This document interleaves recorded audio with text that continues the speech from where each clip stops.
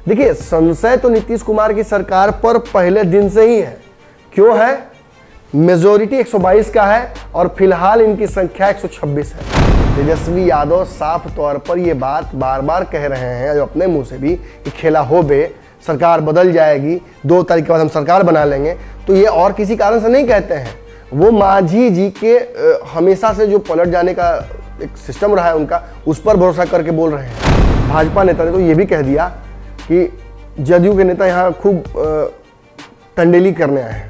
अभी से ही यूपी में मुकेश सहनी नारा चल रहा है और मलाहों को, मछुआरों को वहां साधने के लिए एक पार्टी भाजपा के पास है, लेकिन फिर भी मुकेश सहनी वहां भीड़ जुटा रहे हैं, हेलीकॉप्टर उड़ा रहे हैं, लोगों को जोड़ रहे हैं। और इस वजह से भाजपा की बेचैनी, खासतौर पे यूपी भाजपा की, यानी योगी जी की, थोड़ा उनका बीपी बढ़ा रहा है। मुकेश सहनी का फोटो देखते ही चिड़चिड़ा जा रहे हैं। महागठबंधन का वोट बैंक जोड़ते हैं तो आप राजद, लेफ्ट और कांग्रेस जोड़कर चलिए सरकार बनाने के लिए। सरकार बनाने के लिए ऐसा नहीं होता है कि इसको छोड़कर चलिए।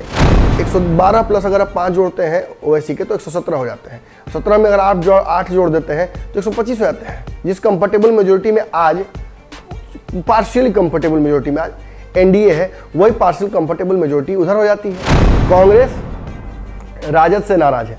कांग्रेस नया सियासी समीकरण बनाने की तैयारी चल रही है। कांग्रेस के लोगों से मेरी बात तक हुई है, वो नीतीश के साथ जाना चाहते हैं।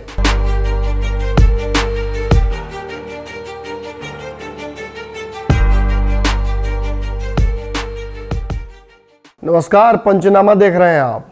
इसमें खबरों की चीरफाड़ होती है और डॉक्टरी जो सिलाई रिंच होता है वो मेरे हाथ में होता है। बिहार में उपचुनाव के रिजल्ट को लेकर आप भी इंतजार कर रहे हैं, हम भी इंतजार कर रहे हैं।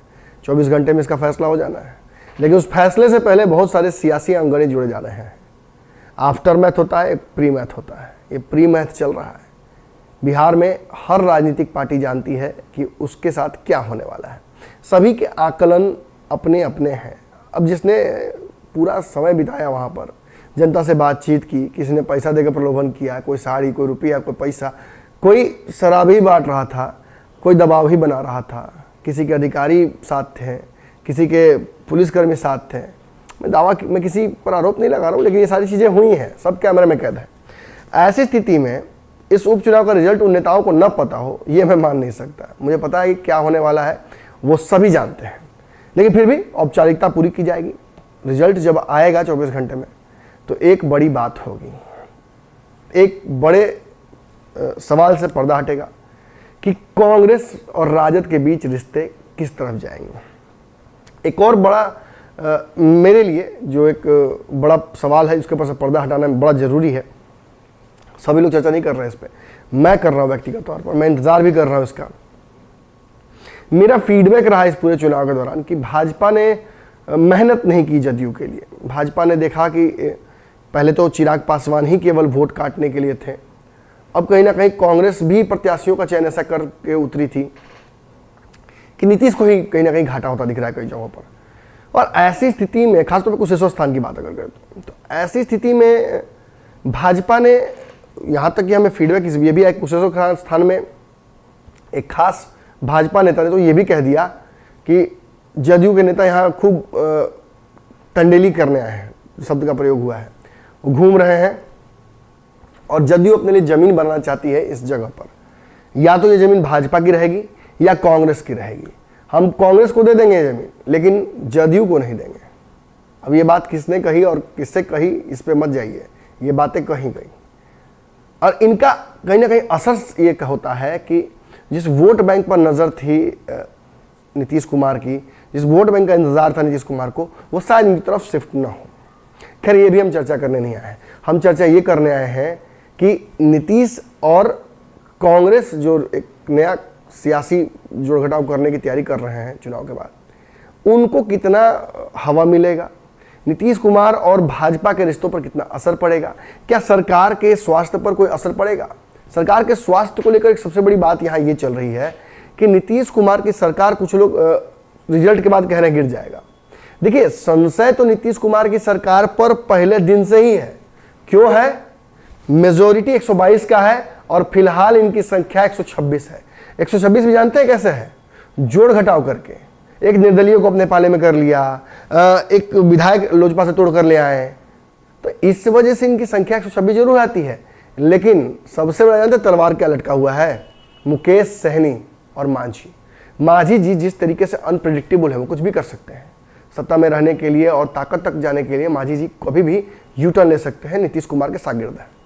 और सबसे बड़ा दर्द तो कहीं ना कहीं मुकेश सहनी है। मुकेश सहनी के अपने समाज को आरक्षण दिलाने की जो मांग है, उसमें वो अड़े हुए हैं। इसके लेकर वो यूपी तक चले गए हैं और यूपी में लगातार, जब सब कोई बिहार में उपचुनाव में लगा हुआ है, वो यूपी चुनाव की तैयारी अभी से कर रहे हैं। अभी से ही यूपी में मुकेश सहनी नारा चल रहा है। और मलाहों को, मछुआरों को वहां साधने के लिए एक पार्टी भाजपा के पास है, लेकिन फिर भी मुकेश सहनी वहां भीड़ जुटा रहे हैं, हेलीकॉप्टर उड़ा रहे हैं, लोगों को जोड़ रहे हैं। और इस वजह से भाजपा की बेचैनी, खासतौर पे यूपी भाजपा की, यानी योगी जी की, थोड़ा उनका बीपी बढ़ा रहा है। मुकेश सहनी का फोटो देखते ही चिड़चिड़ा जा रहे हैं। और इसी वजह से ये बातें कही जा रही हैं, जब मंच से तो वहां कही दिए मुकेश सहनी कि हम अगर समर्थन खींच ले तो सरकार गिर जाएगी। और सही भी है, 122 का इनका आंकड़ा है और 4 सीट तो केवल मुकेश सहनी की है। और मुकेश सहनी और मांझी में जितना मुलाकात होता है बीच बीच में, ये आपको लगता है क्यों होता है? क्या हाल चाल एक दूसरे का तो फोन पे भी हो जाएगा और तस्वीर का है वायरल रहता है। ये दबाव बनाया जाता है बिहार एनडीए के नेताओं पर, नीतीश कुमार पर, भाजपा पर दबाव बनाया जाता है कि हम 8 विधायकों वालों को कमजोर मत समझो। 2 गठबंधन नहीं है, ये टोटल गठबंधन है 5 का, जिसमें 2 हम लोग हैं और हम लोग भी मजबूत हैं। बार बार छोटी पार्टी मत कहिए और हक हकूक दीजिए। इस स्थिति में कहीं ना कहीं इन 8 विधायकों का समर्थन बड़ा महत्वपूर्ण होता है। लालू यादव बिहार के राजनीति में क्यों है पता है? लालू यादव आकर यहाँ रुके क्यों? उन्हें पता है कि इस उपचुनाव की जीत के बाद भगदड़ जैसी स्थिति बनेगी। कैसे बनेगी जान लीजिए। जो मौजूदा महागठबंधन है वो 110 सीटों पर है। 110 में अब कह सकते हैं कांग्रेस छिटक कर भाग जाएगी, तो उसका विश्लेषण यहीं कर ही दूं मैं लगे हाथ।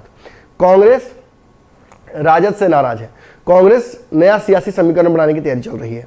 कांग्रेस के लोगों से मेरी बात तक हुई है, वो नीतीश के साथ जाना चाहते हैं, लेकिन नीतीश हो व लालू हो व कोई हो, कांग्रेस का मकसद बिहार में सत्ता में आना है। इसके लिए अगर लालू यादव के साथ रहना पड़े तो कांग्रेस तैयार हो जाएगी, सत्ता मिलनी चाहिए। और अगर नीतीश के साथ जाकर ये सत्ता प्राप्त होती है तो उसके लिए भी वो तैयार रहेगी, क्योंकि बिहार में भाजपा जिस तरीके से अपनी ताकत बढ़ाकर नंबर 2 पर चली गई, ये कांग्रेस के लिए बड़ा दुखदाई भी है। और ये कांग्रेस के समाप्ति का कहीं ना कहीं एक ऐलान बिगुल है। तो ऐसी स्थिति में कांग्रेस मानेगी नहीं। कन्हैया कुमार को लाना हो या दोनों सीटों पर अपने प्रत्याशी उतार देना हो, या ये जानते हुए कि हमारी ये बड़ी हार हो सकती है दोनों सीटों पर, फिर भी रिस्क लेना हो, ये कांग्रेस आज के लिए नहीं कर रही है। कांग्रेस बिहार की सत्ता में आना चाहती है। इसके विधायकों को बेचैनी बढ़ी हुई है। 15 के बाद से जो 17 तक का फेज था, उसमें कांग्रेस ने बिहार में अपने आप को बहुत मजबूत किया था। 4 मंत्री रहे थे कैबिनेट के। ऐसी स्थिति में कांग्रेस उसी परिस्थिति में फिर जाना चाहती है और उसके लिए उसे लालू के पास जाने से कोई परहेज नहीं। यानी आप जब महागठबंधन का वोट बैंक जोड़ते हैं तो आप राजद, लेफ्ट और कांग्रेस जोड़कर चलिए सरकार बनाने के लिए। सरकार बनाने के लिए ऐसा नहीं होता है कि इसको छोड़कर चलिए, तो जोड़कर जब चलिएगा तो आप उसमें अगर ओवैसी की 5 सीटें जोड़ देते हैं तो 115 हो जाती हैं। और अगर आप मुकेश सहनी और मांझी के 4-4 विधायकों को जोड़ देते हैं तो ये टोटल 8 हो जाता है इधर, यानी 115 + 8 123 मेजॉरिटी हो जाती है। और इसी के जुगाड़ में लगे हुए हैं लालू यादव। लेकिन बड़ी बात यहाँ देखिए, कोई नहीं जोड़ घटाव कर रहा है, वो भी जोड़ ही देते हैं हम। जब आप 110 महागठबंधन कहते हैं और जब आप उसमें 5 जोड़ते हैं ओवैसी के, तो 2 इस उपचुनाव में जो दावा किया जा रहा है उसको भी जोड़कर चलिए। अगर दोनों सीटों पर राजद जीत जाती है तो क्या खेला होगा सोचिए जरा सा। जिसकी चर्चा हम करने जा रहे हैं उसी पॉइंट पर आ गए। आखिर 110 + 2 112 अगर हो जाता है तो कहीं ना कहीं मांझी और मुकेश सहनी की भी बेचैनी बढ़ेगी। उन्हें एहसास हो जाएगा कि ये जो गठबंधन है, अगर उपचुनाव कहीं हो जाए या अगर मध्यावधि चुनाव हो जाए या ऐसी परिस्थिति बन जाए कि भगदड़ मच जाए जदयू में या भाजपा में ही टूट हो जाए, तो ऐसी स्थिति में हम तो बैठे ही रह जाएंगे और सरकार उधर बन जाएगी।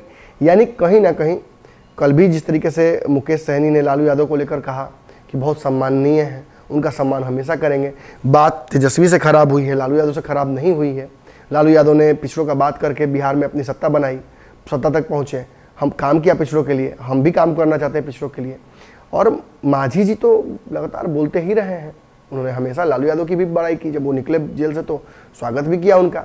यानी कहीं ना कहीं बिहार में राजनीतिक ऑप्शंस इस उपचुनाव के बाद खुल जाएंगे। अब सीधा जोड़िए, 112 प्लस अगर आप 5 जोड़ते हैं ओवैसी के तो 117 हो जाते हैं। 17 में अगर आप 8 जोड़ देते हैं तो 125 हो जाते हैं। जिस कंफर्टेबल मेजोरिटी में आज, पार्शियली कंफर्टेबल मेजोरिटी में आज एनडीए है, वही पार्शियल कंफर्टेबल मेजोरिटी उधर हो जाती है।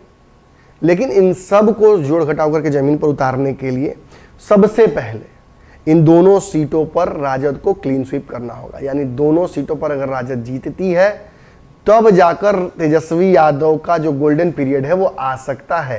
तेजस्वी यादव साफ तौर पर ये बात बार बार कह रहे हैं जो अपने मुंह से भी कि खेला हो बे, सरकार बदल जाएगी, 2 तारीख के बाद हम सरकार बना लेंगे। तो ये और किसी कारण से नहीं कहते हैं, वो मांझी जी के हमेशा से जो पलट जाने का एक सिस्टम रहा है उनका, उस पर भरोसा करके बोल रहे हैं। वो दोनों सीटों पर जीतने का भरोसा को लेकर बोल रहे हैं। वो ओवैसी के विधायकों को साधने को लेकर बोल रहे हैं। वो कांग्रेस के सत्ता में पहुंचने की भूख को लेकर बोल रहे हैं। और वो मुकेश सहनी का अपने समाज को न्याय दिलाने को लेकर जिस तरीके से वो लगातार मंच पर आह्वान कर रहे हैं और सरकार गिराने तक की बात कर दे रहे हैं, इसको जोड़ घटाव कर रहे हैं।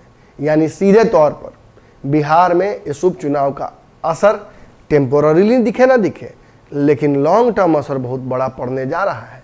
जो जानकार व्यक्ति हैं राजनीति के, वो आज के पंचनामा को थोड़ा 2 बार देखिएगा जरूर, वो बेहतर समझ पाएंगे कि मैं इशारा किस तरफ कर रहा हूँ। जिनको नहीं समझ में आया, मैं आग्रह करूंगा कि इससे पहले वाला पंचनामा एक बार देख लीजिए जाकर, कल वाला, ताकि आपको और समझ में अच्छे से आ जाए। चलिए कल मुलाकात करते हैं फिर से। रिजल्ट के बाद भी आप लोगों के समक्ष ही आऊँगा, कहीं भागना नहीं है, क्योंकि जो दावे किए हैं मैंने उन दावों को भी एक बार चेक करना है। और अगर कहीं ना कहीं इन दावों को मूर्त रूप होता मैं देखूंगा तो मैं आप लोगों के साथ लाइव में भी आकर जुड़ता रहूंगा। धन्यवाद।